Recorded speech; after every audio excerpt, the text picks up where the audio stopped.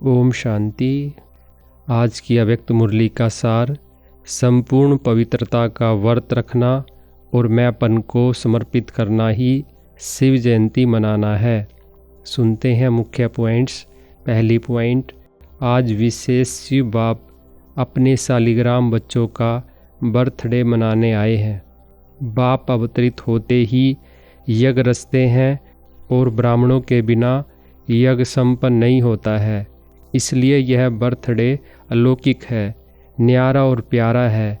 ऐसा बर्थडे जो बाप और बच्चों का इकट्ठा हो, यह सारे कल्प में न हुआ है न कभी हो सकता है। बाप है निराकार, एक तरफ निराकार है, दूसरे तरफ जन्म मनाते हैं। एक ही शिव बाप है जिसको अपना शरीर नहीं होता, इसलिए ब्रह्मा बाप के तन में अवतरित होते हैं। यह अवतरित होना ही जयंती के रूप में मनाते हैं। दूसरी पॉइंट, यह साथ साथ का वायदा बच्चों से बाप का है। अभी भी संगम पर कंबाइंड साथ हैं, अवतरण भी साथ है, परिवर्तन करने का कार्य भी साथ है और घर परमधाम में चलने में भी साथ साथ हैं। यह है बाप और बच्चों के प्यार का स्वरूप।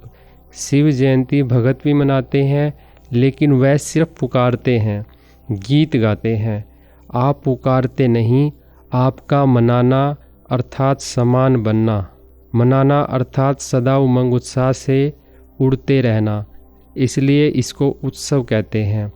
उत्सव का अर्थ ही है उत्साह में रहना। तीसरी पॉइंट, ब्राह्मण जीवन का श्वास ही है उमंग उत्साह। जैसे श्वास के बिना रह नहीं सकते हैं, ऐसे ब्राह्मण आत्माएं उमंग उत्साह के बिना ब्राह्मण जीवन में रह नहीं सकते हैं। ऐसे अनुभव करते हो ना। देखो, विशेष जयंती मनाने के लिए कहाँ कहाँ से दूर दूर से भाग करके आए हैं। बाप दादा को अपने जन्मदिन की इतनी खुशी नहीं है जितनी बच्चों के जन्मदिन की है, इसलिए बाप दादा एक एक बच्चे को पदम गुणा खुशी की थालियाँ भर भर के मुबारक दे रहे हैं। मुबारक हो, मुबारक हो, मुबारक हो। चौथी पॉइंट, बाप दादा को आज के दिन सच्चे भगत भी बहुत याद आ रहे हैं। वह व्रत रखते हैं एक दिन का, और आपने व्रत रखा है सारे जीवन में संपूर्ण पवित्र बनने का। वह खाने का व्रत रखते हैं।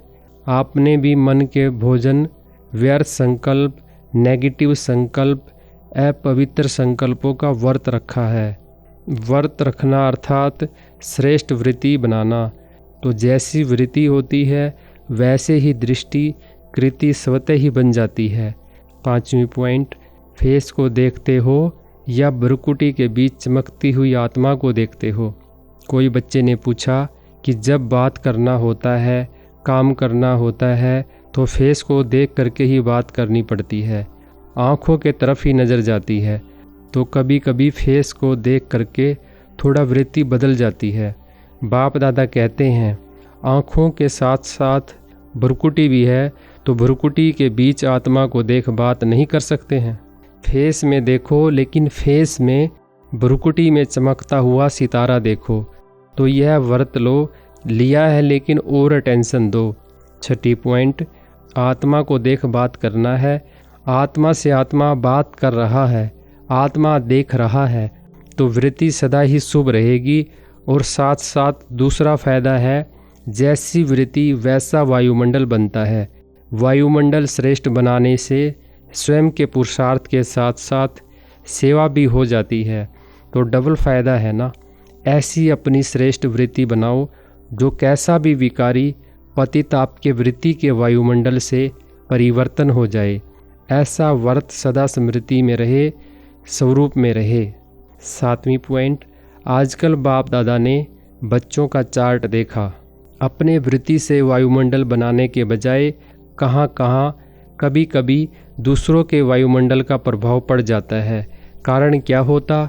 बच्चे रुरियान में बहुत मीठी मीठी बातें करते हैं, कहते हैं इसकी विशेषता अच्छी लगती है, इनका सहयोग बहुत अच्छा मिलता है, लेकिन विशेषता प्रभु की देन है।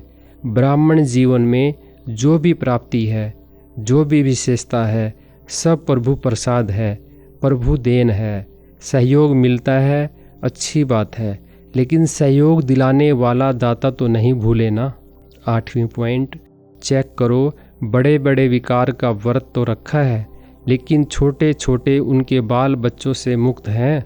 वैसे भी देखो, जीवन में प्रवृत्ति वालों का बच्चों से ज़्यादा पोतरे धोतरों से प्यार होता है। तो बड़े बड़े रूप से तो जीत लिया, लेकिन छोटे छोटे सूक्ष्म स्वरूप में वार तो नहीं करते। जैसे कहीं कहते हैं, आसक्ति नहीं है लेकिन अच्छा लगता है। विशेष अच्छा क्यों लगता? तो चेक करो, छोटे छोटे रूप में भी अपवित्रता का अंश तो नहीं रह गया है, क्योंकि अंश से वंश कभी पैदा हो सकता है। 9वीं पॉइंट, कोई भी विकार चाहे छोटे रूप में चाहे बड़े रूप में आने का निमित्त एक शब्द का भाव है। वह एक शब्द है मैं, बॉडी कॉन्शियस का मैं। इस एक मैं शब्द से अभिमान भी आता है, और अभिमान अगर पूरा नहीं होता तो क्रोध भी आता है, क्योंकि अभिमान की निशानी है वह एक शब्द भी अपने अपमान का सहन नहीं कर सकता, इसलिए क्रोध आ जाता है। तो भक्त तो बलि चढ़ाते हैं, लेकिन आप आज के दिन जो भी हद का मैपन हो उसको बाप को देकर समर्पित करो। समर्थ हो और समर्थ बन समाप्ति करो। 10वीं पॉइंट, यह नहीं सोचो करना तो है, बनना तो है, तो नहीं करना। समर्थ हो और समर्थ बन समाप्ति करो। कोई नई बात नहीं है। कितने कल्प कितने बार संपूर्ण बने हो, याद है? कोई नई बात नहीं है। कल्प कल्प बने हो, बनी हुई बन रही है, सिर्फ रिपीट करना है, बनी को बनाना है। इसलिए कहा जाता है बना बनाया ड्रामा। बना हुआ है, सिर्फ अभी रिपीट करना अर्थात बनाना है। मुश्किल है कि सहज है? बाप दादा समझते हैं, संगम युग का वरदान है सहज पुरुषार्थ। 11वीं पॉइंट, इस जन्म में सहज पुरुषार्थ के वरदान से 21 जन्म सहज जीवन स्वतः ही प्राप्त होगी। बाप दादा हर बच्चे को मेहनत से मुक्त करने आए हैं। 63 जन्म मेहनत की, एक जन्म परमात्म प्यार मोहब्बत से मेहनत से मुक्त हो जाओ। जहाँ मोहब्बत है वहाँ मेहनत नहीं, जहाँ मेहनत है वहाँ मोहब्बत नहीं। और मुक्त होने का साधन है मोहब्बत, बाप से दिल का प्यार, प्यार में लवलीन।